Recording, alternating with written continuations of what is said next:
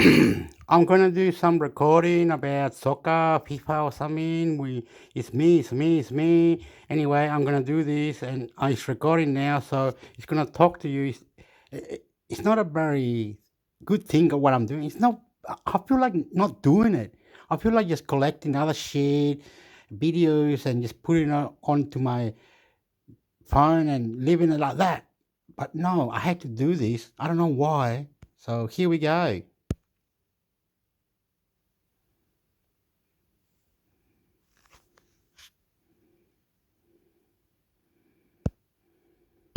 2020 to FIFA World Cup Wikipedia. FIFA 2022 inches redirects here. For the video game, FIFA 20 to the 2020 to FIFA World Cup was the 22nd edition of FIFA for World Cup, an international football tournament contested by the men's national teams ASIC's member associations. It took place in Qatar from the 20th of November to 18th December 2022, making it the first World Cup held in Arab world and Muslim world, and the second held entirely in Asia after the 2000 tournament in South Korea and Japan or France were the defending champions, having defeated Croatia for -2 in the 2018 final. At an estimated cost of over $220 billion too, it is the most expensive World Cup ever held to date. This figure is disputed by Qatari officials, including organizing Fanafer al-Qatar, who said the true cost was $8 billion. And other figures related to overall infrastructure development since the World Cup was awarded to Qatar in 2010 free. This tournament was the last with 30 participating teams, with the field set to increase to 48 teams for the 2026 edition.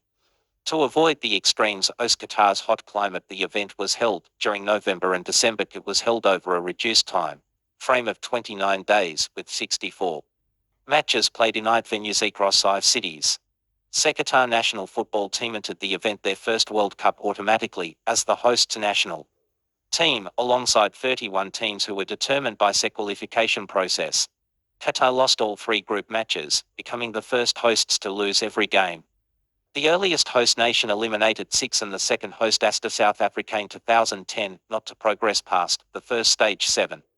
Argentina were the champions after winning's final against the title holder France for -2 on penalties, following a 3-3 draw after extra time. French player Kylian Mbappé became the first player to score a trick in a World Cup final since Jos Herft in the 1966 final and won for Golden Boot as he scored the most goals, 8, during the tournament.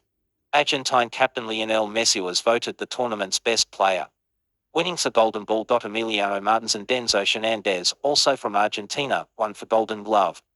Awarded to the tournament's best goalkeeper and Young Player Award, awarded to the tournament's best young player, respectively.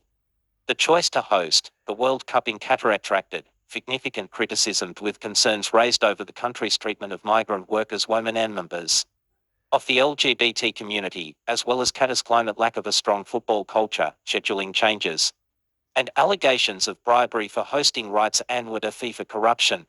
Overview. FIFA for World Cup is a professional football tournament held between national football teams 16 organized by FIFA. The tournament, held every 4 years, was first played in 1930 in Uruguay 17 and has been contested by 32 teams since the 1998 event 17. The tournament was contested with 8 round-robin groups, followed by a knockout round 4. 16 teams. 18 the defending champions were France, who defeated Croatia for -2 in the 2018 FIFA World Cup final. 1920, the event was scheduled to take place under a reduced length, 21 from the 20th of November to the 18th of December in Qatar. 20 to 23/20 for being held in Qatar. It was the first World Cup tournament to be held in Arab world. 25 spectators were not required to follow COVID-19 pandemic restrictions such as social distancing, wearing masks, and negative tests. 26 schedule. Unlike previous FIFA World Cups, which are typically played in June and July, because of Qatar's intense summer heat and often fairly high humidity, for 23-27 the 2022 World Cup was played in November and December 28. As a result, the World Cup was unusually staged in the middle of the seasons of domestic association football leagues, which started in late July or August, including all of the major European leagues, which had been obliged to incorporate extended breaks into their domestic schedules to accommodate the World Cup. Major European competitions had scheduled their respective competitions group matches to be played before the World Cup. To avoid playing group matches the following year, 29 the match schedule was confirmed by FIFA in July 2020. 30 the group stage was set to begin on 21 November, with 4 matches every day. Later, the schedule was tweaked by moving the Qatar vs Ecuador game to the 20th of November. After Qatar lobbied FIFA to allow their team to open the tournament 31-30 to the final was played on 18 December 2020 to National Day, at Lusail Stadium 33-30. The matches for each group were allocated to the following stadiums 33 Groups A, B, I. Sail Bait Stadium, Khalisha International Stadium, Al Humama Stadium, Ahmed bin Ali Stadium. Group C, D, G, Lusail Stadium, Stadium 970 for Education City, Stadium Al Janoub Stadium. FIFA confirmed the group stage venue and kickoff times on 1 April 2022, following the draw 30 for 35 on the 11th of August. It was confirmed that Qatar vs Ecuador had been brought forward one day, now becoming the tournament's opening match, while Senegal vs Netherlands, which would have opened the tournament under the original schedule, had been reallocated to the freed-up time slot 36 prize money. In April 2022, FIFA announced the prizes for all participating nations. Each qualified team received $1.5 million before the competition to cover preparation costs, with each team receiving at least $9 million in prize money. This edition's total prize pool was for $140 million. $40 million greater than the prize pool of Seprevia's tournament 37 amounting millions. Champions won $42, runners-up won $30, $30. Third place won $27, $27. Fourth place won $25, $25. Fifth -8 th place quarterfinals for $17, $68. Nines -16 th place round of 16 8 $13 100 for dollars. 7 teams -30 to ND place, group stage 16 $9 140 for dollars, total $30 to $440. Rule changes. The tournament featured new substitution rules, whereby teams could make up to 5 substitutions in normal time, and an additional substitution in extra time 38-39-40. In addition, it was the first World Cup to see concussion substitutions, whereby each team was permitted to use a maximum of 1 concussion substitute during a match. A concussion substitution did not count towards a team's quota of regular substitutions. 41 Iranian goalkeeper Alireza Diranvan suffered a concussion in his country's opening match against England and was replaced by Hossein Hosseini. This was the first use of a dedicated concussion substitute during a World Cup. 42.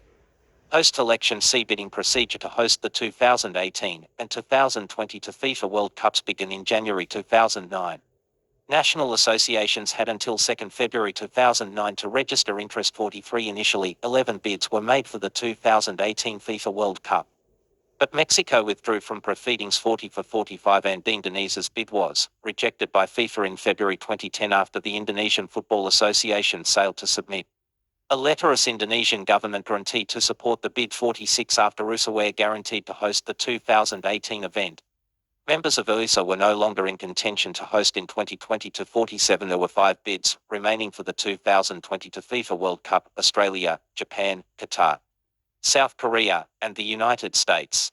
The 22-member FIFA Executive Committee convened in Zurich on 2 December 2010 to vote to select the hosts of both tournaments. 48 To FIFA Executive Committee members were suspended before the vote in relation to allegations of corruption regarding their votes. 49 The decision to host the 2022 World Cup in Qatar, which was graded as having high operational risk, 50 generated criticism from media commentators. 51 It was criticized by many as being part of the FIFA corruption scandals. 50 To the voting patterns were as follows: 53 2020 to CISA bidding majority 12 votes.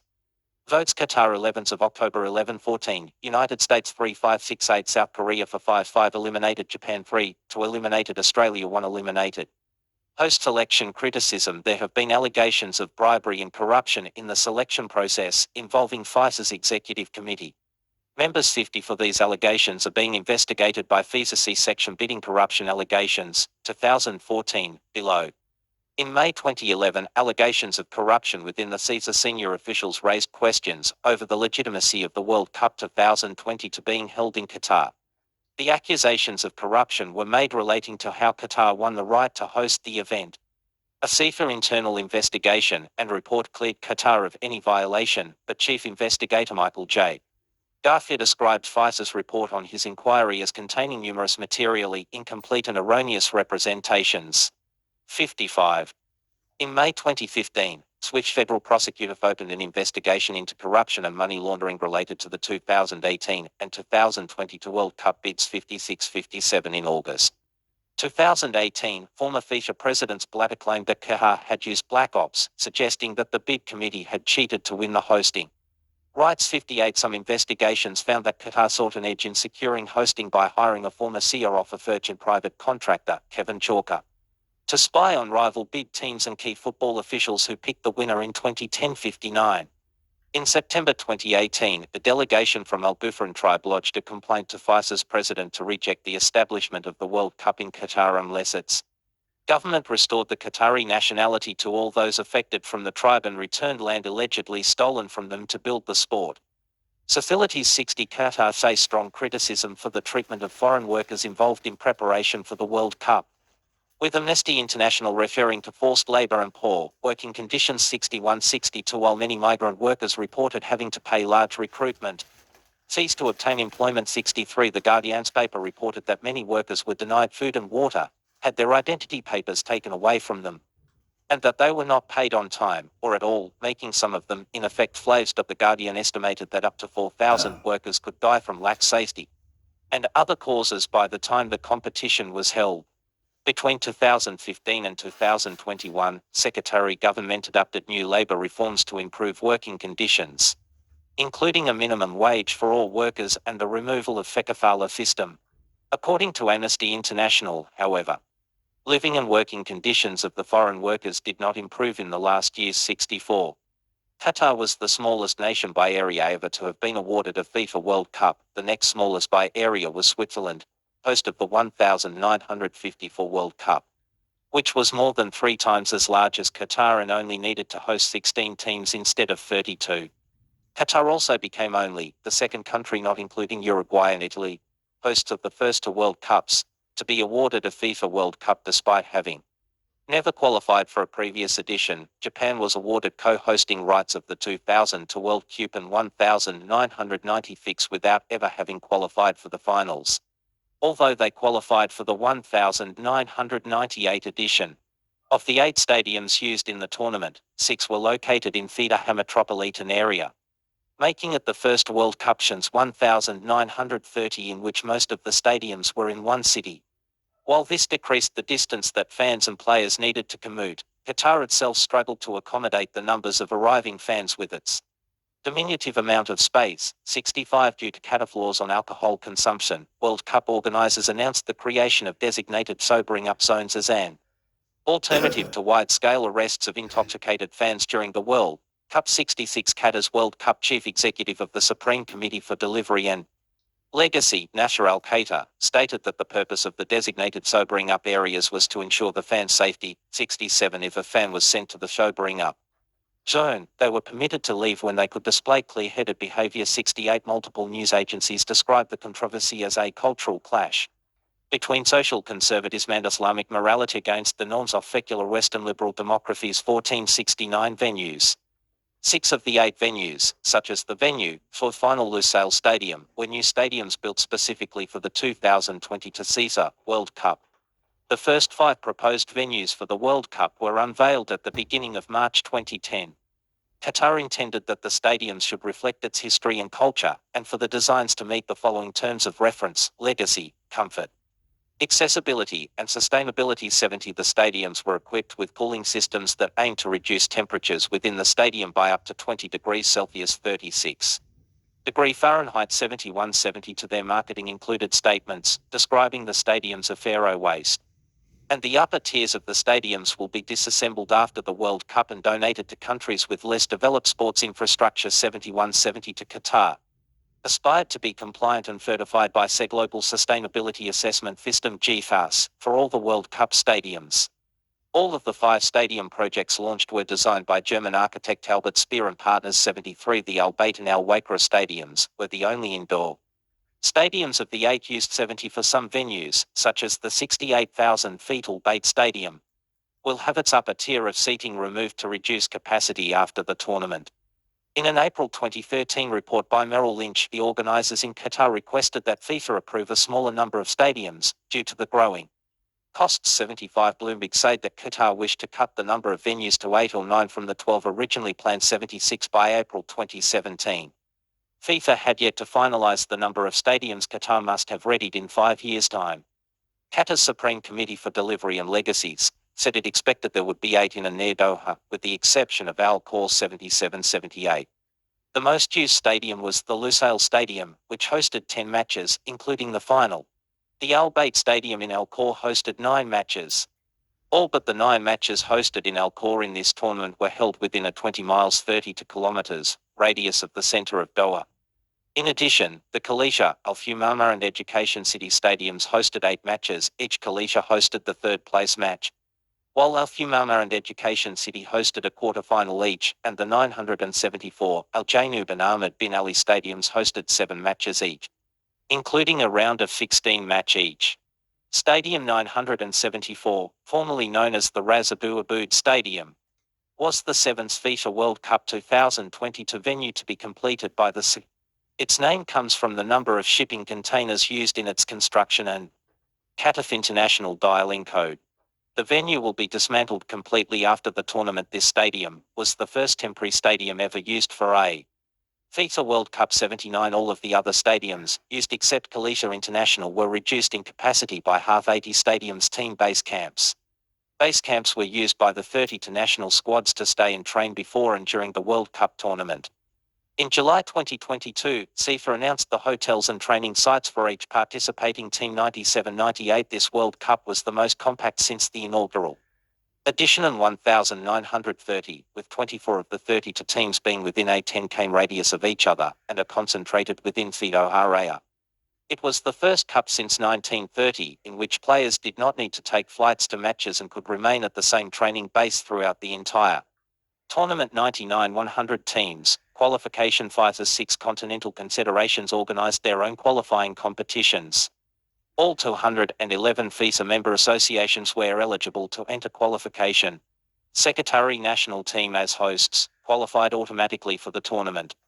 However, in Football Confederation ASC obliged Qatar to participate in the Asian qualifying stage as the first 2 rounds, also act as qualification. The 2023 ASC Asian Cup 101 since Qatar reached the final stage as winners in their group. Lebanon, the 5th best second-place team, advanced instead 100 to France. The reigning World Cup champion Flo went through qualifying stages as normal 103. St. Lucia and Xiali entered CONCACAF qualification but withdrew from it before their first match. North Korea withdrew from this qualifying round due to safety concerns related to the COVID-19 pandemic. South American Simone Femo withdrew before FIA's qualification draw. 100 for Tonga withdrew after the 2020 Tonga Hapai eruption and tsunami. 105 due to COVID-19 outbreaks in their squads. Vanuatu and Cook Island also withdrew because of set travel restrictions. 106 107 of the 32 nations qualified to play at the 2022 FIFA World Cup. 24 countries competed at the previous tournament in 2018. 108 Qatar were the only team making their debut in the FIFA World Cup, becoming the first host to make their tournament debut in seat line 1,934. As a result, the 2022 tournament was the first World Cup in which none of the teams that earned a spot through qualification were making their debut. The Netherlands, Ecuador, Ghana, Cameroon, and 4 United States returned to the tournament after missing the 2018 tournament. Canada returned after 36 years. Their only prior appearance being in 1986. 109 Wales made their first appearance in 64 years, the longest ever gap for any team. Their only previous participation having been in 1958. 110 Italy, the 4-time winners and reigning European champions, failed to qualify for a second successive World Cup for the first time in their history, losing in qualification playoff semi-finals. 111 The Italians were the only former champions that failed to qualify, and the highest-ranked team in FIFA men's world rankings to do so.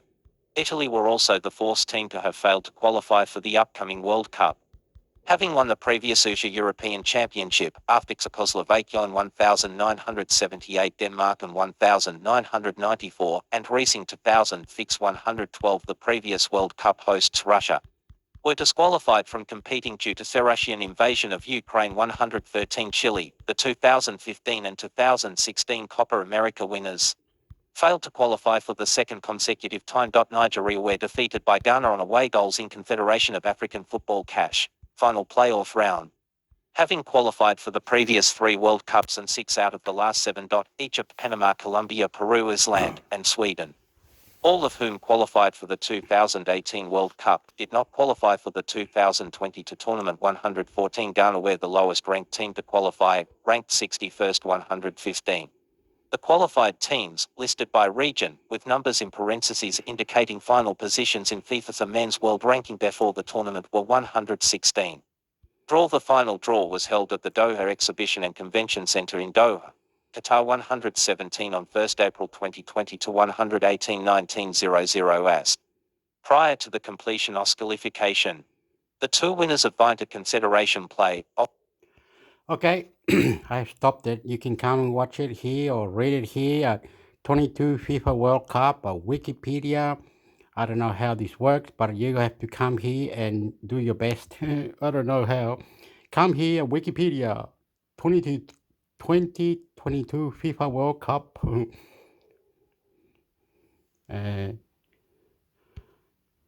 Para afuera, para afuera, para alto, para alto.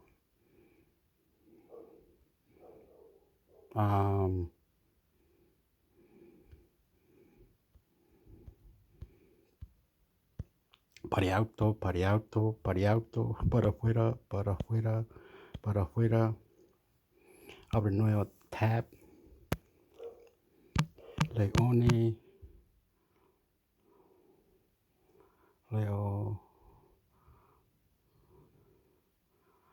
Leonardo Messi, ¿no se llama?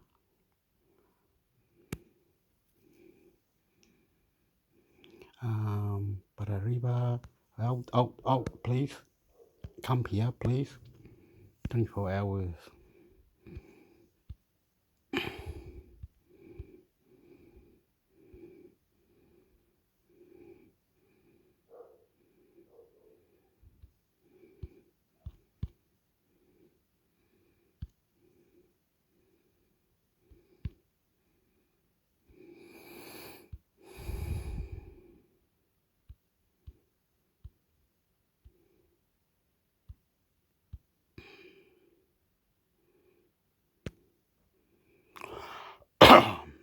¿Cómo esto?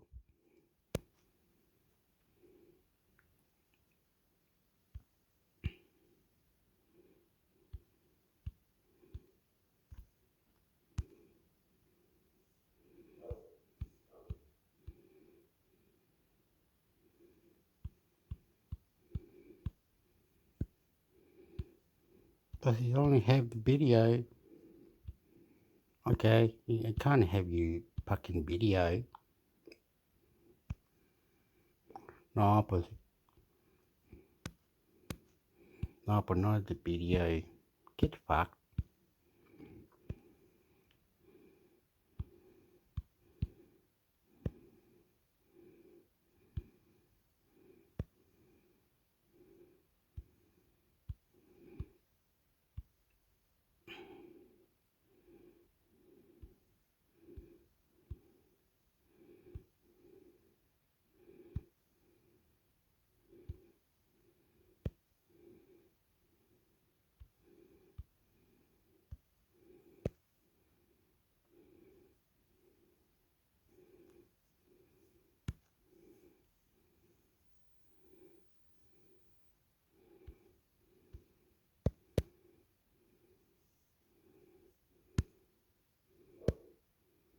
Diego Maradona is still better than Lionel Messi, claims Argentina and Tottenham legend Ozzy Ardiles, who backs Paris Saint-Germain star for more silverware, and reveals Alan Brazil bet. Back Diego Maradona is still better than Lionel Messi, claims Argentina and Tottenham legend Ozzy Ardiles, who backs Paris Saint-Germain star for more silverware, and reveals Alan Brazil bet. Ozzy Ardiles believes Diego Maradona is still a greater player than Lionel Messi, but backs the World Cup winner for more silverware. Messi completed his trophy cabinet in Katabi, listing the World Cup pasta one of the most jaw-dropping finals the sport has ever seen. Scoring in every round of the 2022 edition, as well as netting twice in the final, Messi shut down the one remaining criticism of his career, raising him to the very top of the GOAT debate, greatest of all time debate for many. Not for fellow Argentina World Cup winner and Tottenham legend Arles, though, said before the final that Maradona was ahead of Messi and insists the late, great legend still is after, despite the thrilling penalty shootout win over France. Asked if Messi was now ahead, Arles told TalkSport Breakfast, "I wouldn't say surpassed, but it was always said about Messi that, yes, he was brilliant. But he never won the World Cup. Now he's won the Copa America and the World Cup, so what he's achieved is absolutely extraordinary." You're basically asking who is better, but it's incredibly difficult to say. Personally, I will go for Diego, because when he played it was much more difficult to play for a creative player, like both of them are. It was much more difficult to play in that era than it is now. Box office Elon Musk reveals Kylian Mbappe's comeback goals breaks World Cup Twitter record. Explained what is a beast. The black cloak Messi wore when lifting World Cup trophy. Delighted Lionel Messi's wife Antonella joins in celebrations and plants kiss on trophy. Wild inside Argentina celebrations with table dancing Messi and a huge Buenos Aires party. Sonali Messi emulates Maradona's brace, helps Argentina secure World Cup glory on penalties. Joy dance all you want. King back Scaloni after flaming disrespectful Brazil boff. Messi has now won his last 3 finals as Argentina captain after reversing his international retirement in 2016, taking home the World Cup, Copa America, and winning the finalissima against Italy at Wembley. Listing the trophy in Qatar looked like the perfect end for the Paris Saint-Germain superstar and Barcelona legend, but Messi admitted he was open to playing a few more games as world champion post-match. If that extends to more glory in the 2024 Copa America, though, Arles is keen to see. Yes, absolutely, he signed, he will continue playing for PSG, Arles said about Messi's immediate future.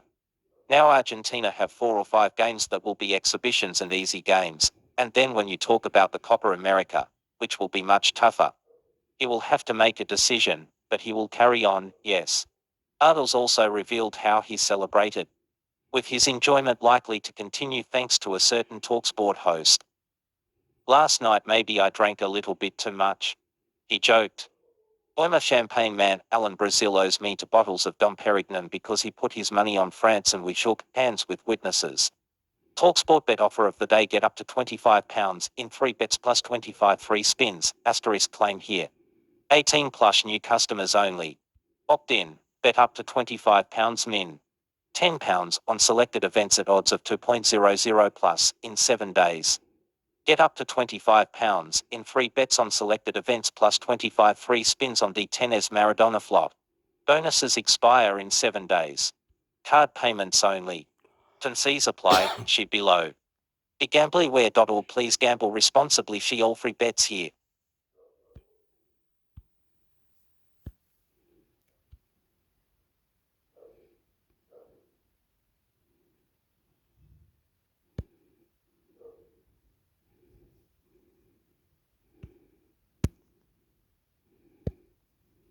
It wasn't gamesmanship, Fiman Jordan claims. Emiliano Martinez was cheating with penalty shootout antics in Argentina's World Cup final win over France.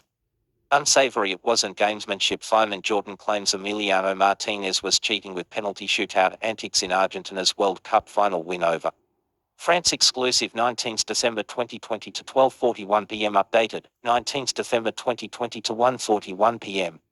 Fiman Jordan believes Emiliano Martinez was cheating during Argentina's World Cup final penalty shootout win against France. After a thrilling encounter that finished 3-3 in extra time, the match was decided on penalties where the goalkeeper became a hero. But his tactics caused controversy. Just before Aurelien Tchouameni took his penalty, Martinez goal be seen throwing the ball away in an attempt to put the Frenchman off. Martinez's actions appeared to work as the midfielder missed his spot kick, but Jordan was not best pleased with how the Argentine acted.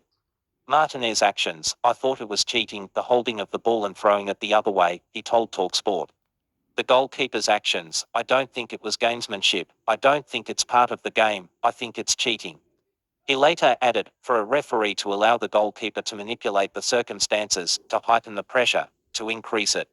I think was one of the shortcomings in that moment in time. Martinez saved Kingsley Coman's penalty before Tchouaméni's miss and was booked for his antics. Before Gonzalo Montiel stepped up to win it for Argentine with the deciding kick. It sparked huge celebrations in the changing room and back home in Buenos Aires, with Lionel Messi being one of the stars of the show once again. The football legend has finally got his hands on the coveted trophy in what is likely his last appearance at the World Cup. With Argentina now the champions of the world. Betting offer of the day: bet 365, bet £10, get £50 in 3 bets, claim here. Fancies, open account offer. Bet £10 and get 50. Okay, the goalie got a yellow card because he threw the ball away, and so. But he did stop the penalties. I don't know how you cannot see this. This is just ridiculous. It's just ridiculous that you don't see how the goalie of Argentina was the main troublemaker. Not the troublemaker, the killer, the main one, man, no problem. But then you got this one where they gets a yellow card, mate. Anyway, you wouldn't understand it, eh? Will you understand it, or you don't understand it? Anyway, we will have to come to talk sport. We'll leave it. We'll do something else now, like Argentina win FIFA World Cup. Okay.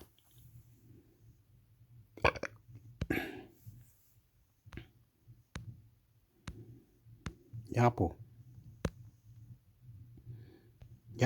What are you doing, man?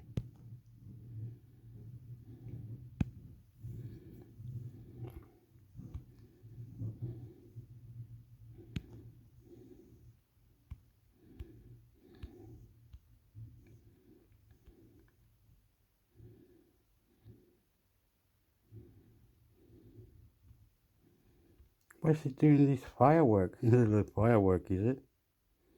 Then they stop the firework. Están locos los YouTube, el web.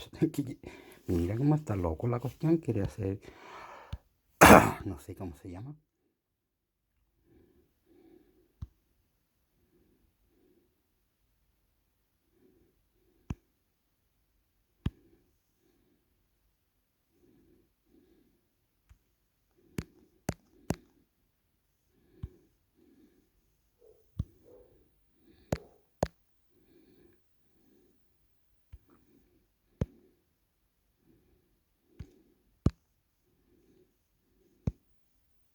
Argentina v France final FIFA World Cup Qatar 2020 to trademark fine highlights.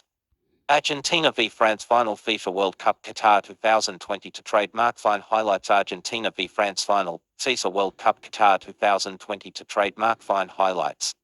Watch the highlights from the match between Argentina. Yeah. Put away up. Yapo, no good. No, we don't want that. We want the news aquí.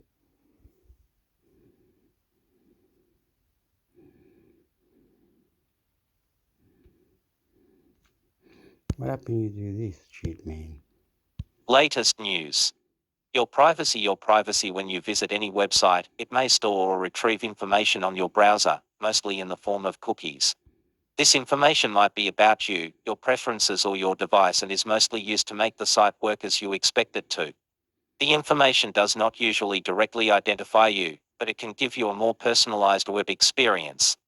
Because we respect your right to privacy, you can choose not to allow some types of cookies. Click on the different category headings to find out more and change our default settings. However, blocking some types of cookies may impact your experience of the site and the services we are able to offer. More information. I saw you take out cookies and pretend that you're getting an award for it. You're making money out of it without cookies, and you're really doing our head in. Anyway, thank you for telling us, because we don't know what you're doing, man.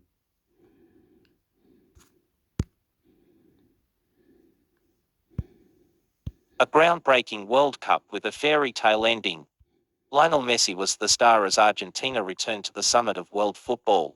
The highest scoring World Cup in history set new standards on and off the Field Morocco helped make history for Africa, while Kylian Mbappé dazzled in deceit. This was always going to be a FIFA World Cup trademark fine like no other.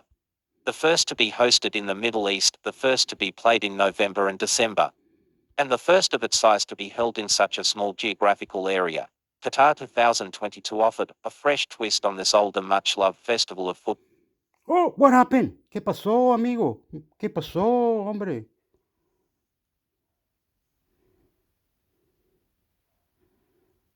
¿Por qué se cortó así? ¿Por qué esto? ¿Qué pasó? ¿Querías que esto pase? ¿Qué te estás haciendo? Ahora volviste al otro. ¿Por qué? ¿Por qué si no te dije que haga este? No, pues ese no es, pues, weón. Este de FIFA, mira. No, pues mira lo que está haciendo. No, pues no, pues déjate wear, pues. Tampoco este. Mira, se fue. Algo hizo. Hizo algo estúpido. No quiso esto. Didn't want to. No. FIFA, Argentina, news, FIFA, news, Argentina. Okay, but what now? You no puedo. I can't go back to it. You're stupid or something. Now you've done something stupid. Within the time.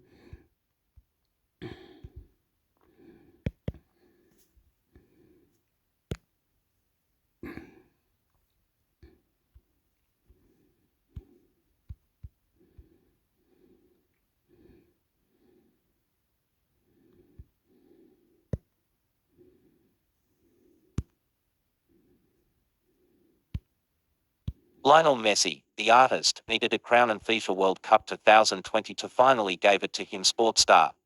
When Gonzalo Montiel scored the force and decisive penalty in the FIFA World Cup final, Lionel Messi, the captain of Argentina and its highest goal scorer, thanked to his knees. The 35-year-old was in tears 8 years ago at a similar stage on the other side of the result, with golden ball in hand and head looking down. Lionel Messi, right, holds the golden ball trophy after the 2014 FIFA World Cup final against Germany. Shoto credit, Getty Images. In Qatar, he made a round of the Lusail Stadium on the shoulders of former teammate Sergio Aguero with the same golden trophy in his hands. Messi came into the tournament with a very different set of expectations than those in Brazil in 2014. He was no more a Barcelona player, neither was he a scurrying 27-year-old forward. Instead, the captain and a Copa America winner was in his last World Cup tournament. His country had last won under Diego Maradona 36 years ago, even before he was born. In the World Cup, Messi's playmaking ability for him dropped deep when situations demanded, carried the ball into the final third. And just then his magic began. Argentina's first match for a take-the-through ball approach when passes along the flanks for Messi were said to him. When it fell flat, the Argentine donned a different role, playing 1-2 combination passes and releasing teammates often forwards in the final third. In fact, Messi ran the least among most of his teammates, a mere 8 kilometers against the team average of 10.5. But his passing ability for him combined with Alexis Mac Allister and Nicolas Otamendi for a perfect hit against Australia. The very same player drawing defenders to himself against Netherlands' nutmeg defender, Nation 8, to deliver an exquisite pass to Nahuel Molina to open the scoring in the quarterfinals. Dutch painter Rembrandt used to paint using a technique named impasto, which involved using sick colours through little brush strokes. But his strokes were so sublime that his work remains an object of wonder in galleries around the world. When Messi rounded Josko Gvardiol, dribbled along the right flank and cut back for a cross to Julian Alvarez, it looked like a routine. But the very act in a packed Lusail Stadium was so exquisite that Croatia's 20-year-old revelation looked like a court jester at the Shakespeare Globe who had forgotten his lines. Lionel Messi is challenged by Josko Gvardiol of Croatia during the FIFA World Cup Qatar 2022 semi-final. Shoto credit, Getty Images. Against France, Messi was at it again, making quick runs from the midfield and waiting for just the right gap to emerge. A tiny error, and that's that he is off, shifting from the mid-block to a high block, marching forward with two, sometimes one player as his support to combine. The final goal from La Albiceleste would be the perfect example here. Argentina attacked on the counter. Lautaro Martinez got the ball, passed to Messi, who then passed it to Enzo Fernandez as the three barged into the French penalty box. Enzo crossed it for Lautaro, but his shot saved by Loris was then hit in goal by Messi. Checkmate. Lionel Messi with the golden ball after the FIFA World Cup 2022 final against France. Photo credit, Getty Images. Messi had 6 goals in 4 World Cups before coming to Qatar. He now has 13 more than any Argentina player and 4th highest overall. Additionally, with 9 assists, he sits level with Pelé for most goal contributions in the tournament. Unlike his gameplay for Paris Saint-Germain, where his long balls are acutely received and hit by Neymar, it is his little passes, runs and vision that set him apart for an absolute spectacle in the desert nation. Also red. The 7-time Ballon d'Or winner had everything a reliable and strong midfielder in Rodrigo de Paul, a Copa America winning goalkeeper Emiliano Martinez, and above all, a finisher to ensure the ball ended up at the back of the net, in the form of Julian Alvarez. The 22-year-old, with 4 goals in his maiden World Cup campaign, has turned out to be what George Valdano was to Messi. More precisely, Messi had a well-oiled machine that he could drive, orchestrating attacks, delivering assists and scoring decisive goals. But the chief low was his despair one last dance before calling curtains on his World Cup career, marred by a Gonzalo Higuain miss against Germany in the 2014 final that bore fruits in Qatar.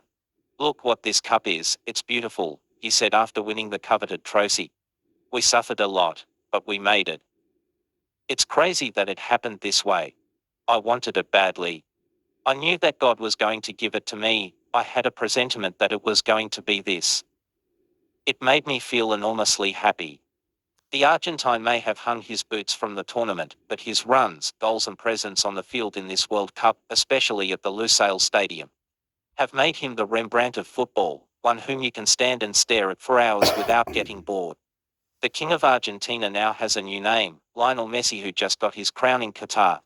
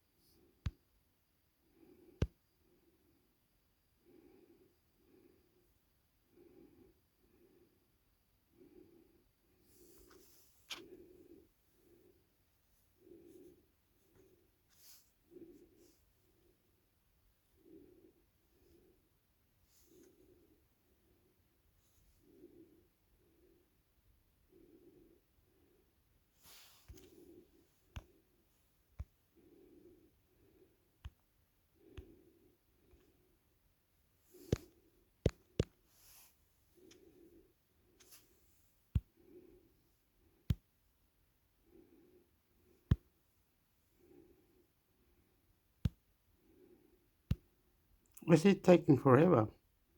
Okay, stop it. Come on. Out, out. Finish. Come on, get out of it. You took forever or something. It's just like, you don't do that. You want me to do this. Thank God of this.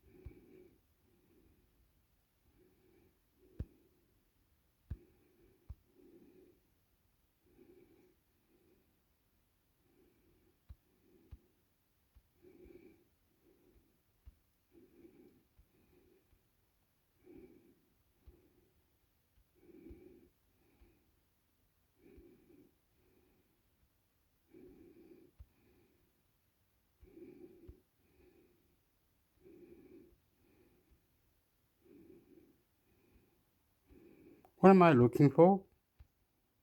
What's going on? What do I have to do? I don't know what I'm doing. Hopefully it's good shit, whatever it is. Yeah, that's it.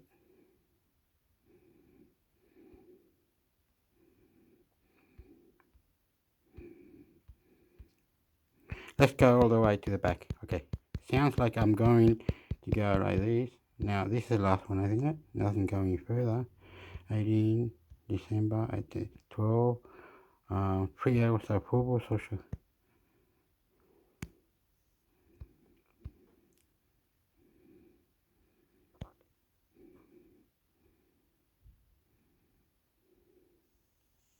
You're active, energetic.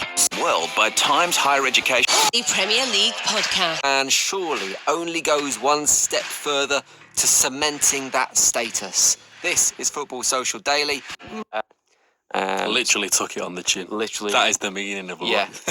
No one's shown us. Literally carried them for the last 15 years since the likes of Figo and all of them retired.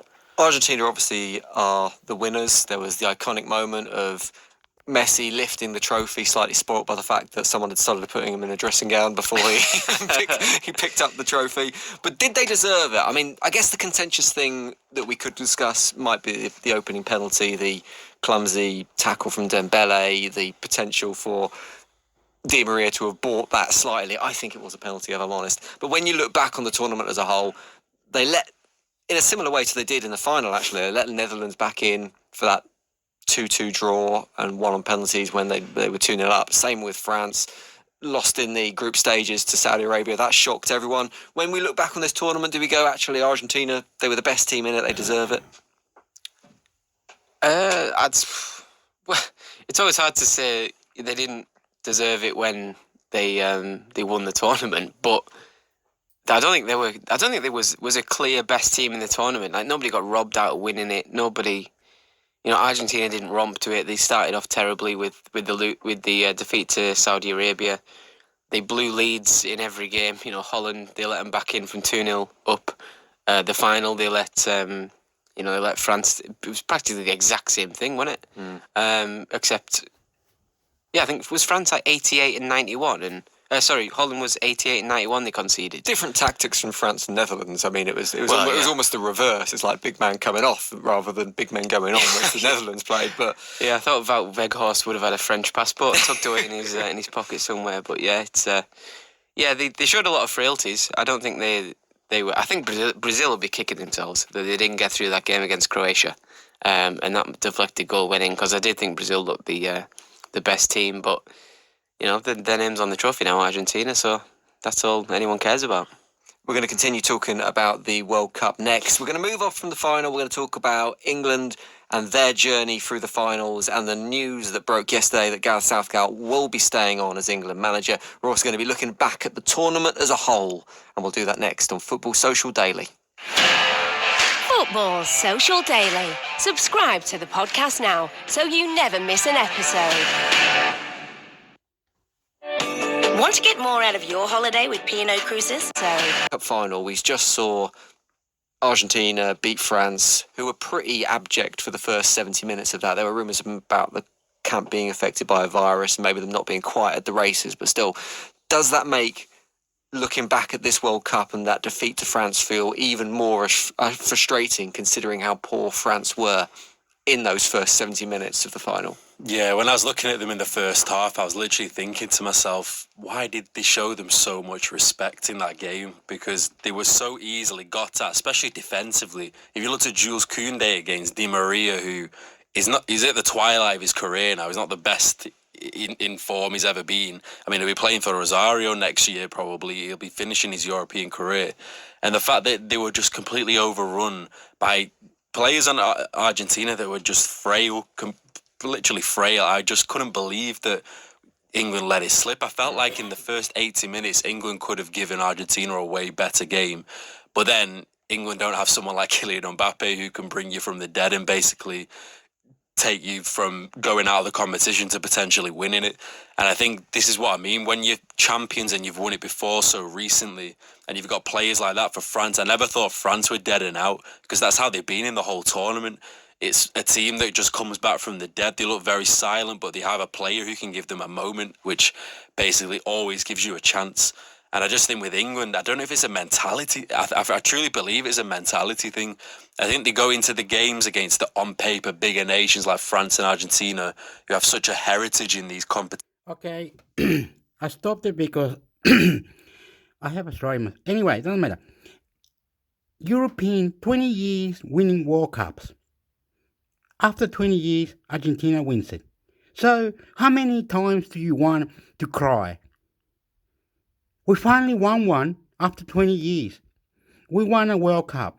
South American team won a World Cup. And now you're whinging about how England... Don't tell me you pay your players so much money. We don't in South America. So in Australia, because I'm speaking in English, in Australia, we don't pay much, mate. I don't know what the fuck you're on about. You can go with your money, stick it up your ass with your money, mate. So much money, so much money, so much money. All about money. So if you want our best players, go and get them from Chile, from Australia, from South America. You're going to do it every year, every second year, every third. You're doing it up, mate. You're doing some horrible things with your money. You want money, that the player needs money. It's all about money. If England fail, you're going to cry now? Fuck up. It's a mentality. They could have Keith 2024 coming home. Okay. We're going to wrap up our World Cup coverage next, because we're going to look back at the tournament as a whole and pick out some of the best players and discuss what might happen to those stars next as the World Cup cools down. This is Football Social Daily. Football Social Daily. Subscribe. Not even close. Josko Gvardiol. Oh, I don't know, it was too bad. Yeah, it wasn't that bad. Julian Alvarez. It's not your worst. Kylian Mbappe, who we've already discussed as well. Some of the standout individuals from this tournament in what has been an exceptional tournament. I guess we kind of need to start with Jude Bellingham, who is still playing out in Dortmund at the moment. And because of those reasons, the fact he is still playing in Germany, I mean, probably we've not seen him play quite as much as we would have seen those other England players play. And that is part of the reason that why he stood out so dramatically for England. At the age of 19, he looks so competent. He looks so together. He looks like a potential future England captain. How impressed were you with Jude Bellingham in this tournament, Joel? I think it was coming. The fact that Calvin Phillips was coming into the tournament with, I think, 20 minutes under his belt from the start of the season, everyone knew. And I think even last year during the Euros, everyone kind of wanted him to be in there, but it was a little bit too soon. And I think Calvin Phillips justified it. But it's the fact that, this year for Dortmund, or in the last year for Dortmund, he's now vice-captain at 19, which is massive. He's basically... Okay, I'm not a soccer player. I am Chilean, but I'm not. So stick it. Get on with it. You cry, baby. You are. I am sorry. You pay so much money. So much money. It's all about money. And when you get the right player, you don't even consider him to be on the sideline, training properly. No, he didn't score goals. He didn't do the right thing. So you kick him out. You kick players out. When a player is playing in Germany, Italy, France, or anywhere, you still consider it was a good thing that you kicked him out from your English Premier League, like Manchester United or wherever the Chilean player was. You kicked them out, mate. And now you cry, baby. You don't have the fault. You are better than us, man. You're better than Australia. You're better than Fiji. You're better than New Zealand. You're better than Mexico. You're better than Chile. So why you cry? Why you cry? Why you cry? You got new players coming up. Why you cry for? You cry money. You fucking up yours. Get fucked. You're taking all the best of ours to play on your own fucking European championships and European leagues. You understand? That's what pissed me off. It doesn't really calm down who's the best, who's not. It's who got the more money, who play the best. So you're paying someone $200 million. Of course they're going to be number one in the world. You don't understand that. It's you who did this, not us. We come from poor countries like Australia, Chile, Ecuador, we're lucky we made it to the World Cup, Ecuador. I'm proud of you, and you don't talk about it, you don't do nothing about it. Fuck you, motherfucker. Italy, viva Italy, mate. I feel it was just the coming through there. It's his talent, I think. Taking away his artillery, aren't you? Yeah. He's great towards the other box rather than our box. Henderson was always a good passer, but not a killer. You couldn't decide you a game, Jordan Henderson, could he? Really? Well, he got criticised a lot because of the amount he passed sideways. Yeah, And his but talent. that all plays into the English thing, doesn't it? Of having, when we talked about young players being fearless, because they go forward and they just think, sorry, it's just a game, I'll play. Whereas Henderson and all the other players, not just Henderson, but they think, oh, don't want to lose it, don't want to be the guy who gives it away and gets hammered by the papers. Whereas Bellingham, young, playing in Germany, doing his own thing, being allowed to mature. He's been, a breath of fresh air. I think he's a young player of the tournament. I found it a bit convenient that Enzo Fernandez played in the final and was there to accept the award because Bellingham's back home. Bellingham was at Birmingham on Friday night, I think. Where were the England players who accept the FIFA Fair Play award from the tournament for the one yellow card they got with the whole thing? I should have turned up for that one. Yeah. Premier League next season for Bellingham? Maybe not in January, but certainly in the summer. Do you think we're going to see someone coming in for him? Yeah. I kind of fear for him in the Premier League, though. Not to say he's not good enough, but it's the fact that his fee is going to be so high. I think people are going to demand so much for him. It's going to remind me of the Pogba situation. He's not a match winner. He never was and he never will be. But he was just such a luxury star-studded player in that Juventus side that everyone almost saw of him as, you need to win the games for us. And I kind of... Okay, Alex Sanchez played for Arsenal, and when he played for Arsenal, he killed it. Then he played for Manchester United. No, more trouble there. Unless you fucking pay him, better kick him out. Better go to Italy, to Inter Milan. All right, you kicked him out because I'm professional for you. You don't like it. You don't care. You ruin. What do you think I feel like? Like yuck shit, man. Really bad that a player can go forward, back, and do as much as he can. When he did go on the field, he tried really hard, and you destroyed him. You might say, oh, how pathetic this player, Alex Sanchez, was so stupid. Well, Manchester United, get fucked. Fear that when if he comes to the Premier League, everyone's going to expect him to be something that he actually isn't. Look after your players properly and stop commenting, documenting, or whatever you're saying, that you're paying the player so much money. Well, don't pay him so much money. Do something incredible. Train him, give him a place, a house to live, whatever. Don't you start telling me that this is ridiculous. It's all about money, man. It's all about money in Europe. We don't ask for this, we don't ask for that to be the champion. We play football to be in the right club, to be in the right nationality, to be in the team like Chile, Argentina, Peru, Venezuela, Bolivia, Uruguay, Australia, Fiji, Japan. But you people in Europe all talk about money, how next year, how next, blah, blah, blah, blah, blah. You keep going on about how fucking ridiculous the player is if you don't pay him the right amount, and why you're paying the right amount when he's not performing. How pathetic you are. You could have hospitalized, you could have done something incredible, put this guy over there, he won't be playing for 1 or 2 weeks, we'll train him fucking hardcore, we'll make him rich, we'll make him come back, we'll lower his payment. Bloody, he's not a fanatic, mate. You killed him. You killed the fucking South American. You killed the fucking games. You killed everything because you pay money, so much money. And that's what we're going for. Money. Pay me $1 million. Pay me $2 million. Pay me 10 million. Pay me 100 million. I'll go play and kill the game and score all the goals for you. That's how it works. As you need to win the games for us. And I kind of fear that when if he comes to the Premier League, everyone's going to expect him to be something that he actually isn't. Maybe they'll have a little bit more leniency because he's English and, he probably won't go to United, for example, where he'd probably get absolutely pelted for playing in our team. But I think if he went to, for example, Liverpool, just for the price, like we've seen with Grealish, he's not going to score you like 10, 15 a season. He's not going to give you 10, 15 assists a season. He's just a player who is so well performed in a team. So I just don't know. I feel like for me, he'd be better protected if he went to somewhere like Real Madrid. And I feel like his talent would be a little bit better nurtured if he went to somewhere like that. I don't know.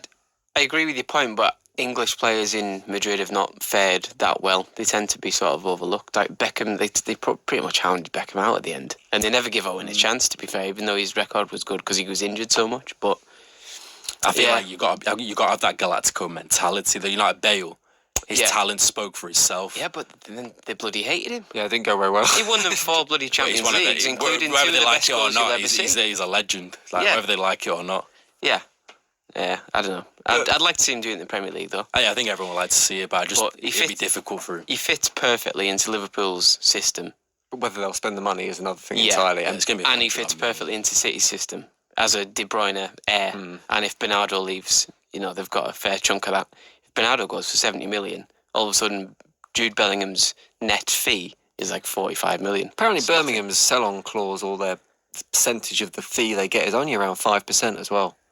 Yeah, what's 5% of like 130? Well, 26? 6 million. No. About 6 million. 7 million. It's not a lot. It's not a lot. It is. Yeah, it isn't a lot actually. Well, for a 17, I was going to say it is for Birmingham, but it's a good amount, isn't it? And the 25 million that they got from Dortmund. Yeah. Let's talk about this Croatian fella, whose name is Gvardiol.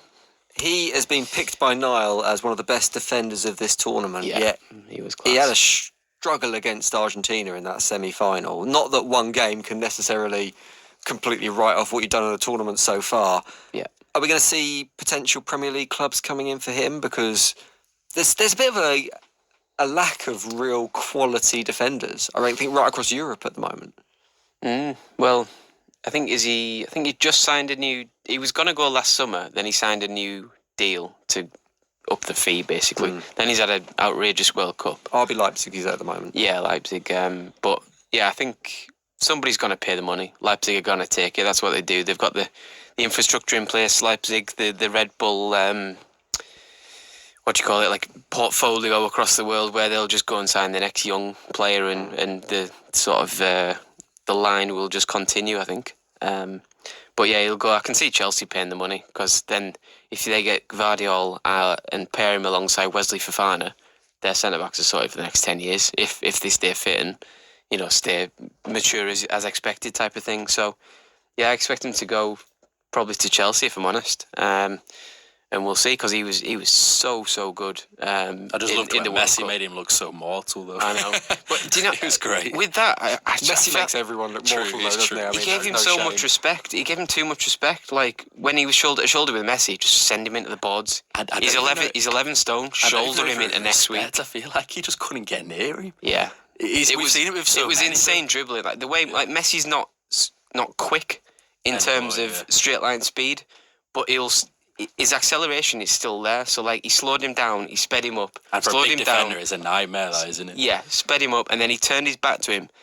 And I think Gvardiol was like, right, he's going to go on his left foot and whip one in. And he just dropped his shoulder, went towards his right foot, because he was so quick off the line. He ended up getting into the box and you cutting can't it back. touch him there, can you? Yeah, that was the thing. But once he's outside the box, just be a bit of a house and just smash him. There was one current Premier League star who looked really strong in the tournament. Julian Alvarez obviously plays for Manchester City. Well, is signed for Man City. He doesn't know if he'll play for Man City. They got him for just 16 million quid. Yeah. Last summer, I think January. It was January he came in, 16 million quid. Well, January he signed, and then he joined in the summer, yeah. I mean, if it hadn't been for Lionel Messi stealing the show, Alvarez would have been getting far more attention this tournament than he otherwise got. But given his performances, there's going to be a real clamour from City fans now, isn't there, for him to get more game time and potentially be played in this City team. I don't know if you can play Haaland and Alvarez in the same team, but they're going to want to see him spending more time on the pitch than he has done previously. His issue is that for Argentina, he's got an alien in front of him, and for City, he's got a robot in front of him, so I don't know how you manage to overcome that, to be honest.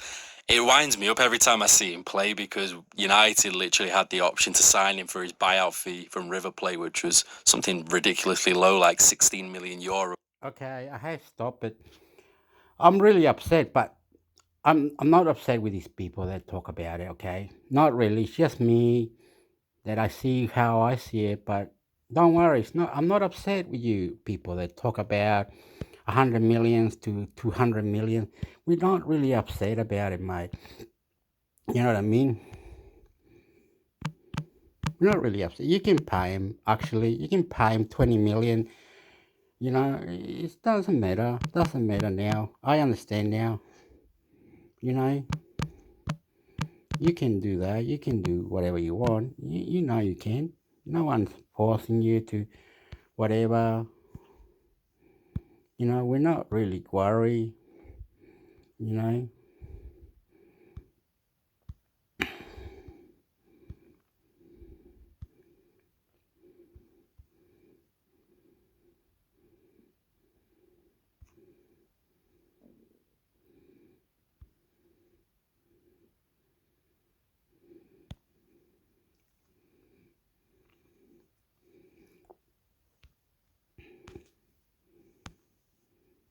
I just get confused why you pay so much. And then if the player doesn't perform, you seem to kill him and then kick him out. You don't say, oh, he should be awarded. He should be awarded for what he did in the other club before it. You know, now he's going to fail. That's just you saying that. He never failed, all right. He never did anything you said. Whatever you say. You know, it's not really true what you say, but really, you should understand it. We're not here to talk about who wins the most money, who is the player in the inside. So really, I'm Chilean and I live in Australia, so I see the difference between Australia and Chile, and I get upset about it when you talk about, oh, Liverpool is not playing very well, they should be number one, and why is Arsenal coming first? Who the hell is going to play in PSG in France? You know, I don't know the name of the player, so there you got me a good one. You're going to say, name me the best player of PSG. And I'm going to say, I don't know. There you go, you win, I lose. But in that respect, it's all about Emiliano money. Martinez makes rude gesture after being presented with Golden Glove Award. By Spencer Morgan for Mail and Line and Dan Sales for Mail and Line 2359 December 2022, updated 10/29 December 2022. Argentina beat France on penalties to win the World Cup on Sunday. Lionel Messi and Kylian Mbappe starred in what was a thrilling 3-3 draw. Emiliano Martinez made a huge, late save before another big one in the shootout. Click here for the latest World Cup 2022 news, fixtures, live action and results. Argentina goalkeeper Emiliano Martinez shocked fans watching the World Cup final with a lewd gesture, with the Golden Glove Award after celebrating a penalty shave with a David Brent-style dance. Argentina triumphed over France, winning on penalties after a dramatic 3-3 draw. Martinez, who is shot stopper at Premier League side Aston Villa, made a huge save in the final moments of extra time to take the game to spot kicks. And his confidence between the posts and his mind games made the difference in the shootout. After the game, he was presented with the Golden Glove, a trophy handed out to the goalkeeper with the most clean sheets. And he proceeded to hold it in front of his groin and make a rude gesture as he made his way back to join his teammates. Why Messi wore a traditional Arabic robe to list the World Cup inside Argentina's wild dressing room celebrations. Moment. Messi's mother grabs her son after he wins the World Cup. Moment. Mbappe shrugs of Macron's desperate attempt to console him. Emi Martinez is a very positive guy and told his teammates he was going to save some penalties, revealed Argentina boss Lionel Scaloni. BBC Sports pundits at the game were all in agreement to that Martinez's antics played a huge part in the victory. There is no doubt he had a massive impact mentally in the shootout, said former England midfielder Jermaine Jenas. But the penalties hero originally started his career back in Arsenal back in 2012. He made a number of fringe appearances, but never really managed to break through, instead being loaned out to other clubs. Back in 2019, Martinez was on loan at Championship strugglers Reading. The club sent him a good luck message before yesterday's final half, joking his grit had been first phone on a cold night in the Midlands. It said, yeah, you'll play in front of more than 80,000 in the Lusail Stadium in Doha this afternoon, competing alongside your captain, Lionel Messi, against the reigning world champions for the honour of lifting the World Cup trophy with Argentina. But can you do it on a cold night in Stoke? Yes, you can. March 16, 2019, a memorable save from fan votes. A goalless draw and a crucial point courtesy of a clean sheet earned by a certain Emi Martinez stood defiantly between the reading posts. We know we cannot truly lay claim to you. But today you become the first player to have represented Reading Football Club and to play in the World Cup final. And once a Royal, always a Royal. From blue and white hoops to blue and white stripes. Good luck, Emi. He moved from there to Premier League side Aston Villa in September 2020 in a £20 million deal. The Midlands club was ecstatic as their player fueled the World Cup final win. In March 2021 he gave an interview to Sky about his decade fine to Arsenal but repeatedly sent out on loan. He admitted, "I love everything about Arsenal. I still love them and I'm still watching the games, but I just felt like they didn't trust me like they should have. When I was on a high, I still felt like they didn't deserve me because of the way they were treating me. They couldn't guarantee me the games I needed, so I thought that if they couldn't guarantee me the games I needed, then I'm moving on." Martinez has been married to childhood sweetheart Amanda Mandina since 2017. It is understood they got married on the outskirts of London. She is a professional interior designer and runs company Mishuenoff Kids. Martinez and his wife have 2 children together, Santi and Ava Martinez. There you go. There you go. There you go. You heard it there. That the guy was wanting to play for Arsenal, so they don't let him. They don't do that. They just pay to wherever you're going to be, and however, bite the bullet. You play here, and that's it. Game over. And if you don't perform, we kick you out. How how ridiculous, hey? They don't go to a side army camp tramp trial thing where you were the good. Now we're going to make sure you're good. Okay, if it takes 6 months for you to be good, let's get you out of the game for 6 months. You're going to get paid less now. We're going to ask you to pay less and you're going to stay here. We're going to perform something incredible for you to stay here. Will you like that? No, but they're going to be bossy. They're going to be talking about money. Well, don't worry. They don't want him in one club. They don't want him in another. It's the same shit as every other player, mate. It's really silly. You know, I don't kind of discriminate or anything. You know, you don't worry, mate. Daily, you really.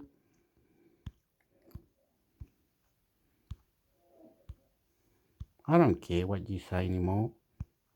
He doesn't want to go up. He's just being silly now, man. He's saying, "Oh, quit what? Quit your nonsense, mate."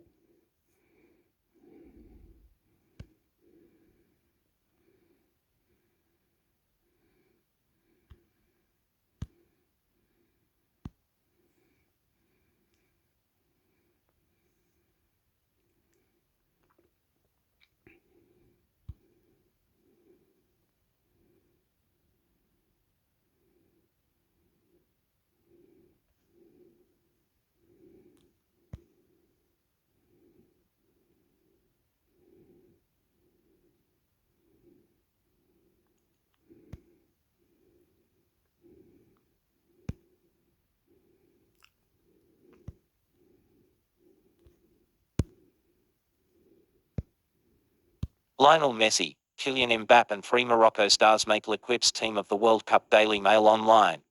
Giant killers Morocco and 2 other teams dominate L'Equip's team of the World Cup.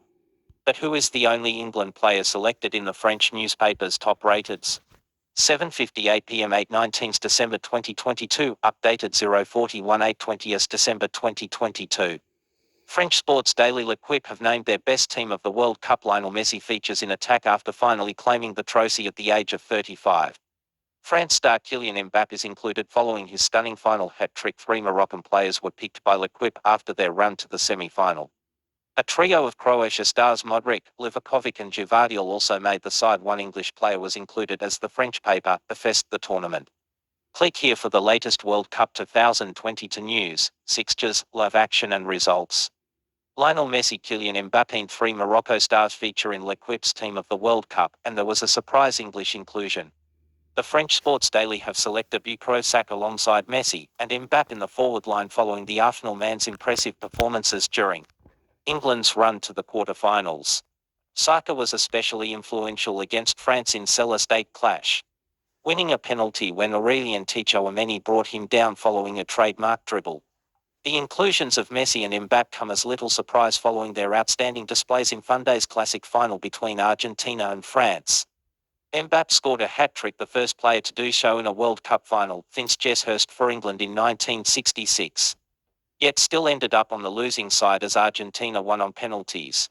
Argentina goalkeeper Martinez makes rude gesture with the Golden Glove award. Why Messi wore a traditional Arabic robe to list the World Cup inside Argentina's wild dressing room celebrations.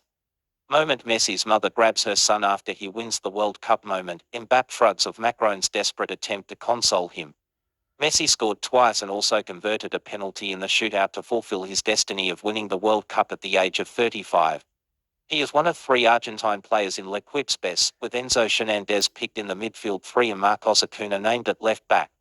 Morocco thrilled us with their run to the semi-finals, that included shock wins over Spain and Portugal, and a trio of their players make the team Acres. Hakimi at right back, Remain face at centre-half and Sofian Amrabat in midfield. Croatia also made the last 4, losing to Argentina before defeating Morocco on Saturday to take 3rd place, and they have 3 players in the side. Luka Modric completes the midfield 3, while Josko Gvardiol partners face in central defence and Dominik Livakovic is the chosen goalkeeper. Despite the FIFA award going to Emi Martinez, it came as L'Equipe issued a scathing set of player ratings for the final. French players Olivier Giroud and Ousmane Dembele, both substituted off before half-time with the team trailing to -0, were deemed unworthy of a score. And Mbappe received only 9/10 despite his hat-trick.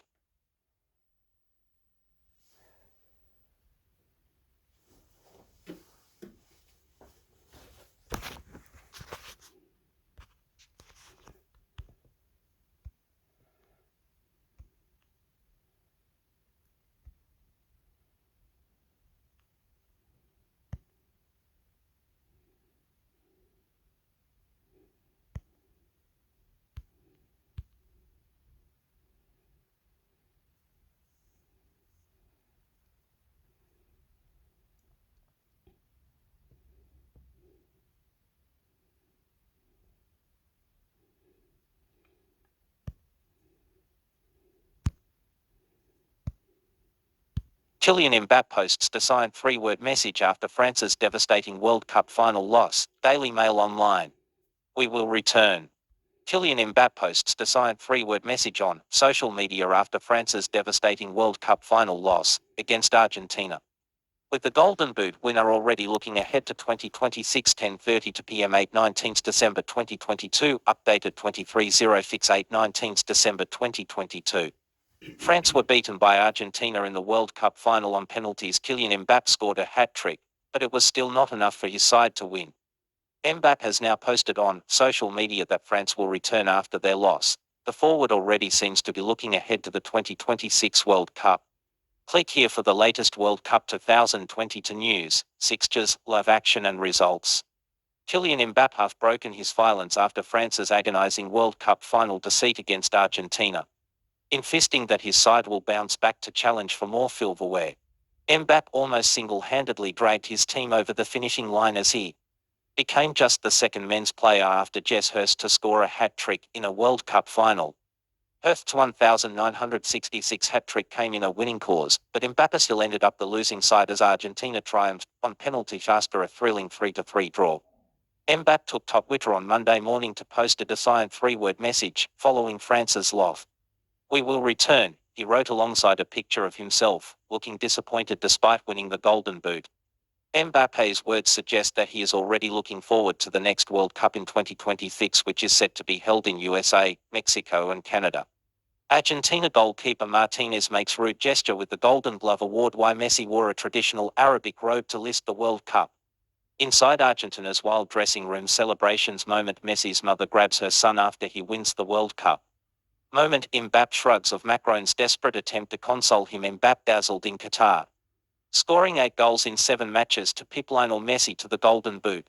He has now netted 12 goals in the 2 World Cups he has played in, putting him level with Pelé. Only 5 male players have scored more World Cup goals than Mbappe, and he is just 4 goals behind Germany's Miroslav Klose, who currently fits top of the list. The French forward could go past close at the next World Cup, and he will still only be 27 when the tournament is played in North America. France have made 4 of the last 7 World Cup finals, winning 2 and losing 2. Highlighting that they have been one of the best sides in world football for some time. They have also proved that they can respond after bitter disappointments in the recent past. And Mbappé has backed them to get over their final defeat quickly once again. This is going to go for 5 hours, mate. Okay, they did say that. Comments. What are these comments?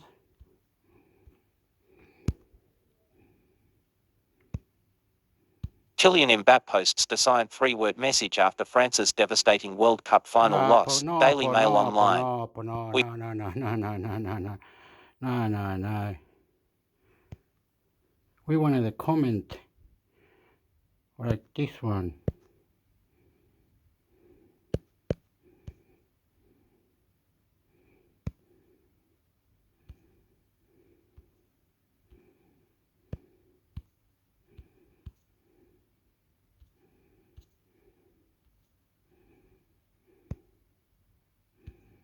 So when you go to it, it just goes to the Bappe, yeah? It goes to the Bappe. It doesn't go to the... Wouldn't mind reading the ad, like... honestly believe there will be a Euro at the Canter now. They have phenomenal young blood. They are lucky to beat us. They are organistic, arrogant punk. We will fall over.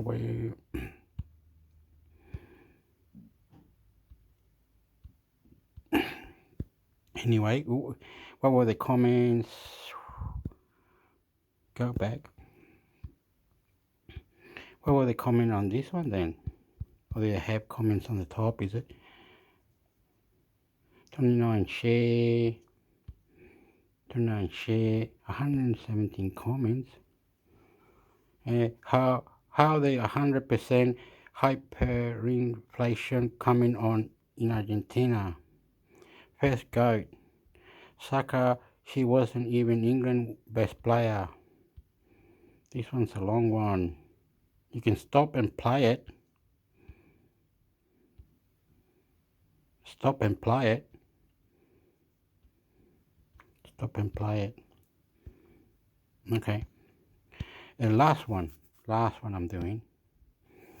Okay.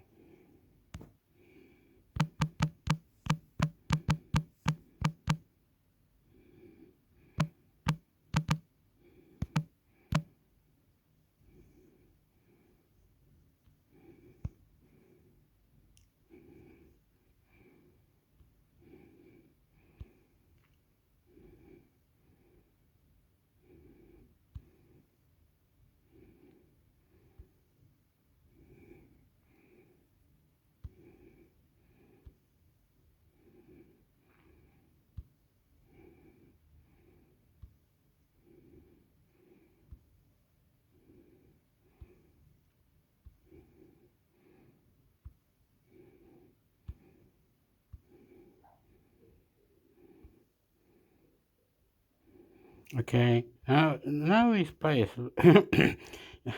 Yeah, I hate you, Europe. I hate you. None of these players. Don't worry. I'm not gonna say it. But you're gonna say, "Oh, we pay good money." Okay. Enough.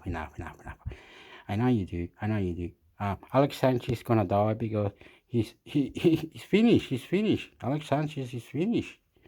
We already know this shit. Alex Sanchez is finished, so we don't really recommend Alex Sanchez to anyone. Anyway, you can.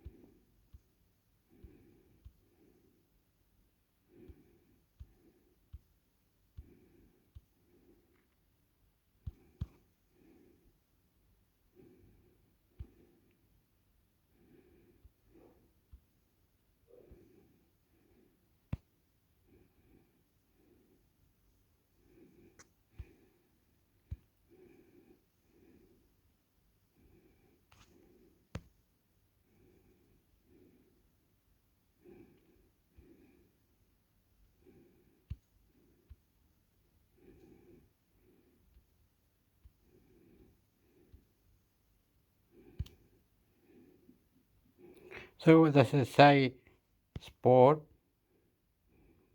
It's like this, say travel, internet, sport, tennis, transfer news. Mira tienen los transfer news. Funny Hector. Close. ¿Cómo esto?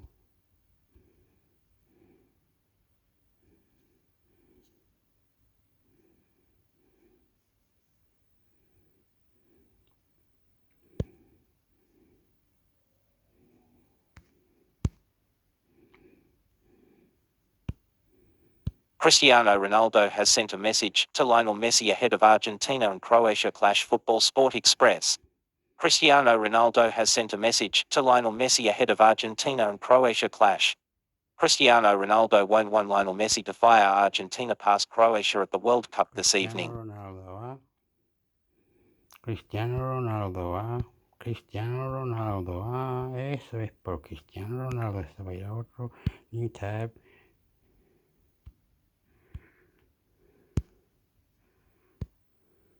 Cristiano Ronaldo latest news, pictures and rumours express. Cristiano Ronaldo is a Portuguese footballer and football legend, widely considered one of the greatest ever to have played the game. Ronaldo plays for Premier League side Manchester United and the Portugal national team. Ronaldo has won the Ballon d'Or 5 times during his illustrious career that has also seen him win the Champions League 5 times. With Portugal, he helped guide them to an historic European Championships victory in 2016. Cristiano Ronaldo spotlight on 0 seconds of 1 minute. 6 seconds invalid email. We use your sign up to provide content in ways you've consented to and to improve our understanding of you. This may include adverts from us and third parties based on... Okay, idiots. You're doing my heading now, so don't worry about it. Don't worry about it, Hector. Maybe, se quite papo, pa. Ahora me perdiste. Esto. Me perdiste. You've lost me now. You really lost me.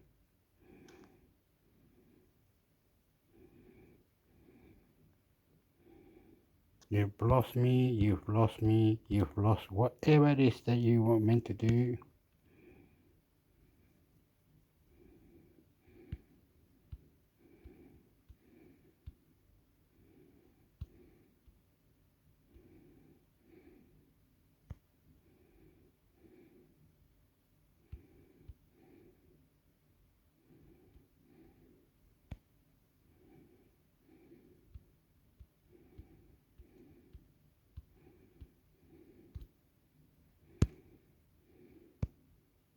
Chilean Army Ejército de Chile.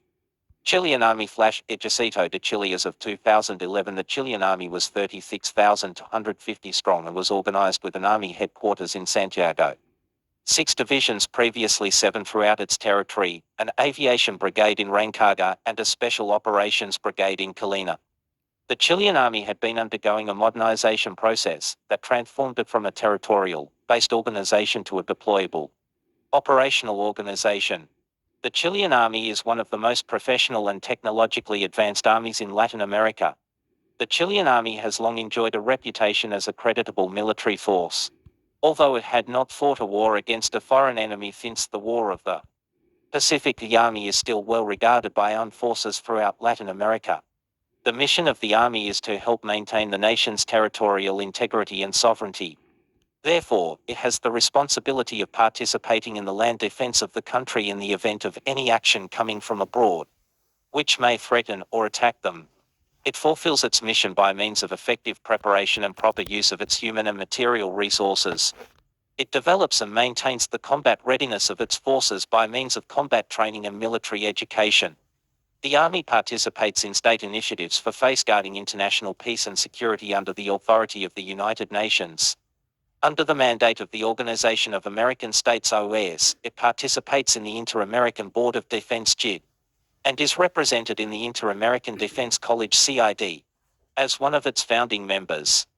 The Army also plays an active role in the American Army's Conference ARC, a multilateral military agency with the objective of promoting close integration and cooperation between the American armies to study issues of mutual interest in terms of the continent's security and defense. The command of the Army is exercised by the Commander-in-Chief of the Army Siege as head of the service.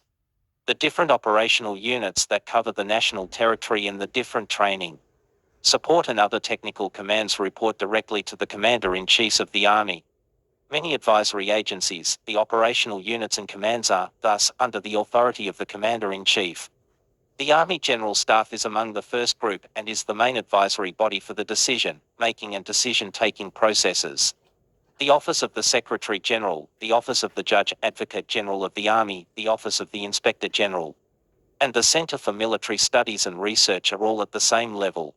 The Army's presence in the national territory is visible by means of the different military garrisons, from those located in the Chilean High Plateau in the extreme north, to those in Chilean Antarctica. Essentially, these means consist of operational units called divisions, under which there are tactical units, such as regiments and battalions from the different branches and services of the Army. The modernizing developments that has materialized the Army in the last decade mainly manifests itself in its organizational structure. New units were created during this process, some were closed, and others were merged into the already known reinforced regiments, comprising arms and services under a same command, making more operational its actions with a greater power of deterrence. For many years there were 7 divisions, but recently the 3rd Army Division was disestablished, and now there are only 6. Overall, the Army is structured around the proper organization of command and combat support forces, within the operational framework, constituting its peace and war potential. The Army's major asset is its men and women, whose training and professionalism make them the main axis of the service's capacities.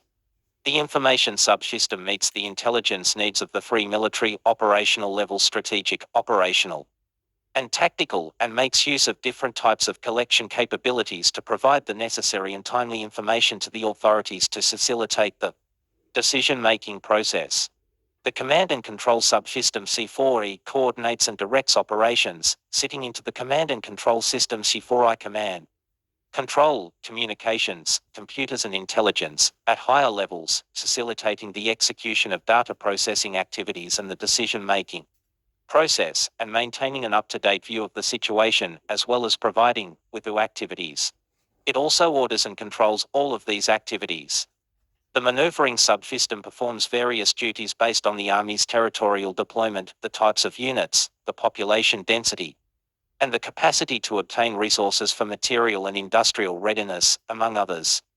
The purpose of this work is to help the Army achieve its strategic objective by the use of force, through units of different characteristics and capacities, which interact in a coordinated fashion.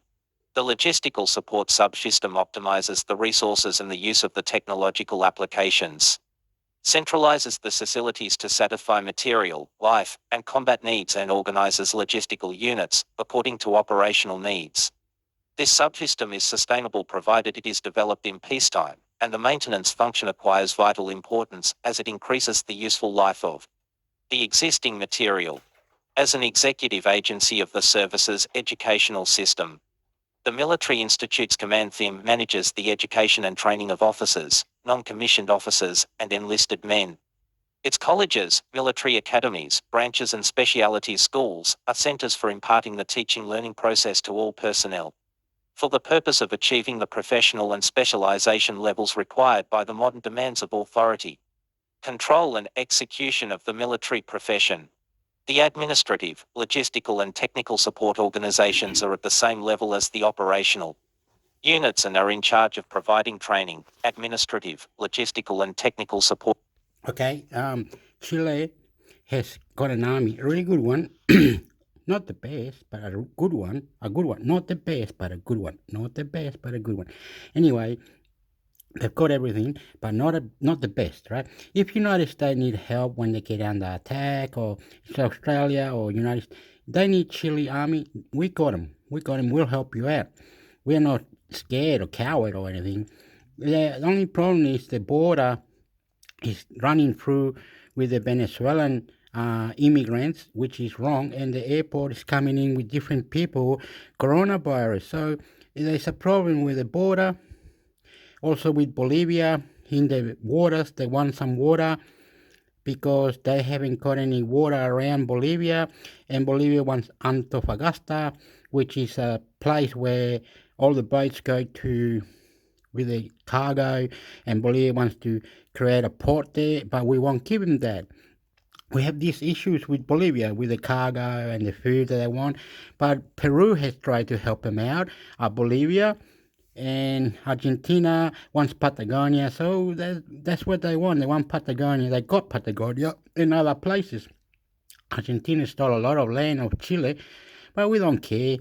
If United States want us Chilean to go to Kosovo, Ukraine, wherever, we'll go for you. We're not scared. The same with Australia. We're not scared. We are here to protect you and do many things. Come and get us, and we'll do it for you, United States. We love you, but there's a problem. If you don't apply how we love you, we kill you. Not kill you, but we won't obey. We won't do anything. You're stupid or something. You don't understand the questions. We love you, but if you don't obey our love and our care of duty, and we don't like it, we don't go there. Right? Get it right. So we'll help the planet Earth, but if we don't remark or reply nicely how we're going to help you, or we need to help you, or put in us in you, then we won't do it, mate. Get it right. See what I'm saying? Support to the different army units. Some of the commands perform both military-related duties as well as those that collaborate with the different aspects of the country's development. The Logistical Support Command CALE executes all logistical actions for the service, meeting the living and combat needs of the troops in all areas. And okay, in another thing, combat, elite force combat, we have that, but we have a problem. Brazil is better than elite force. Argentina is better. They can fight way better. Kick him in the head, they win. Chile is not very good at martial arts, but with immigrant in the drugs and everything, machine guns, we have a problem. We have a problem with guns, machine guns, and drugs in Chile. And services such as quartermasters, health, transportation, ordnance and veterinary. These duties are performed through maintenance, service, supply and repair. The Army Administrative Support Command CAR manages the staff support and welfare system of the institution. Through several facilities throughout the country, the administrative support services such as social welfare, state housing programs, recreation centres. Okay, I also have problem with gay people, gay lot, female, lesbians. We have problems with that, and drugs, and guns, and indigenous culture that we stole the land of, or the Spanish, or genocide, whatever you want to call it. It's all that. Even another thing, the president gets hustled out, and if there's a protest that goes for 3 months, wow, Chile can protest, motherfucker. Religious and funeral services, and the Family Information Bureau for enlisted men are all under this command. The Military Industry and Engineering Command CIMI centralizes all military industrial activities in the service, grouping the different industrial facilities of the Army under one command. Through the different CIMI agencies, the Army's factories and workshops SOME, the Military Geographic Institute IGN, and the Research and Control Institute IDI. The Army provides the most significant support to development and to the national industry. The Army Engineers Command SING mission is to advise the Commander-in-Chief of the Army SIEGE in relation to military infrastructure, management of the institution's real property, and execution of road infrastructure projects and works by means of the Military Works Call CMT. The Army Signals Command CTE mission is to advise the Commander-in-Chief of the Army SIEGE in matters related to telecommunications, electronic warfare as well as information management and data processing systems, and to manage the Army's telecommunications system, Chiffre system, command, control, communications, computers and intelligence, implementing the authority and administration system of the Commander-in-Chief of the Army. The Army Health Command COSAIL manages the Army's health system and provides medical and health services through a network of facilities. This capacity allows it to provide special support in some services to public and private health organizations. Its main facility is the Santiago Military Hospital. At the same level as the operational units and commands are the General Commander of the Army Garrison, Metropolitan Region in Santiago, and the Army Aviation Brigade with headquarters in the city of Rancagua, Region Vi. The Army is comprised of branches and services of diverse characteristics and with different functions, both individually and jointly. The branches are infantry, artillery, armored cavalry, engineers and signals. Services include logistics and administration. Logistical services are those of ordnance, quartermaster, transportation, health and veterinary. Administrative services, in peacetime, correspond to general adjutancy, military justice, military. Another thing is dictator. His name was Augusto Pinochet. Many others followed through with Nazis, all these drugs, killing the dictator, moving. Chile has a big history of arm and arm dictator, the coup, whatever you want to call it, and it's ridiculous. It's ridiculous. I am very sorry. I live in Australia. I cry sometimes how people die because of police or an army. Something happened and there was a disagreement. Someone shot who shot who. Where a lot of criminal crimes in different tactics, issues, and it's disgusting. Very bad in the politics. We don't want to talk about it. You can go watch the news. I don't know if Telesur or I don't know where you can watch it, but some of this is nasty. 20 pounds of cocaine. An army soldier was harassed and he committed suicide by hanging himself. Where the fuck do you get that? Dictator history, the Spanish, oh man, it's fucking all over, man. It's fucking sad sometimes, very, very sad that I have to celebrate my own brain, my own power, my love, everything from Chile to Chile to Chile in Australia. Somos chileno australiano. We are Chilean Australian or Australian Chilean. English was second language I learned. The history of Chile is disgusting sometimes. Military police, religious service and welfare, and in wartime. They include burial and replacement services. The Chilean army is undergoing an integral strategic change. This change consists of a modernization process based on the incorporation of the concept of force, projection and interoperability, and strengthening the vocational professional model. The institutional integration of the society and its commitment to the Republican spirit. The Chilean army plays a permanent part in national life. Generically, its actions take place in four basic areas of activity, which comprise the main tasks of its military function. On this basis, given its territorial deployment, its strategic capacities, and its contribution to the political strategic field, the army works to enforce the objectives of the defense policy and contributes to foreign policy. Similarly, as an integral part of society, the army collaborates with the nation's development through its technology and industry-related activities and through the effective and rational use of its capabilities and potential. Newsletter: join the globalsecurity.org mailing list.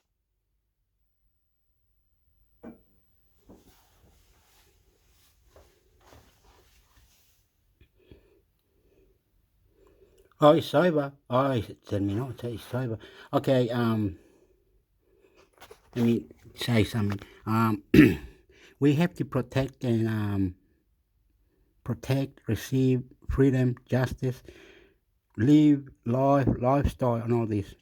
Because where I live in Australia, it's a little bit hard to live with others, and I see many things. Criminal army or army criminal going to court in Australia. It's ridiculous. Augusto Pinochet, things, dictator. Chile is silly. Sometimes I'm sorry, but I'll have to go now. Bye-bye. My name is Hector or intermix Hector YouTube. Bye-bye. Intermix Hector YouTube. Subscribe. And many things. Just listen to what they said, because this information will never be done again. If I don't put the input or something, or the links will be down on the description if I can. I love you, and always remember, intermix Hector. Wild, love, crazy relationship, bad, good, ugly relationship going together. I love you, intermix Hector YouTube. Subscribe. Links on the description if I can put it. Thank you. Bye. I love you. Te amo mucho, compadre. Tu vida es buena.